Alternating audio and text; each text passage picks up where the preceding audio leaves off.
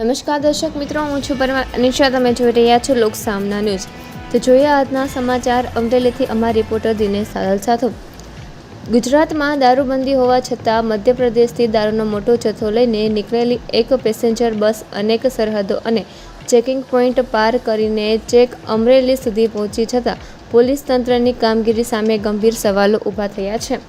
જોકે અમરેલી સિટી પોલીસની સતર્કતાના કારણે આ સમગ્ર કૌભાંડનો પર્દાફાશ થયો છે.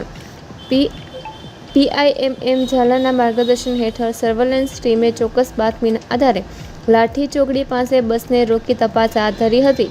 તપાસ દરમિયાન બસના પાછળના ભાગમાં બનાવવામાં આવેલા ગુપ્ત ચોરખાનામાંથી વિદેશી દારૂ અને બીરનો જથ્થો મળી આવ્યો હતો. પોલીસે સ્થળ પરથી 2 આરોપીઓની ધરપકડ કરી છે, જ્યારે મુખ્ય સપ્લાયર સહિત અન્ય એક આરોપીને ઝડપી પાડવા માટે કાર્યવાહી તેજ કરી દેવામાં આવી છે. આ ઓપરેશન દરમિયાન દારૂ, મોબાઈલ ફોન અને અશોક લેલેન્ડ પેસેન્જર બસ સહિત કુલ 7,26,612 રૂપિયાનો મુદ્દામાલ જપ્ત કરવામાં આવ્યો છે. અમરેલી સિટી પોલીસ સ્ટેશને પ્રોહિબિશન એક્ટ હેઠળ ગુનો નોંધી સમગ્ર મામલે વધુ તપાસ શરૂ કરી છે.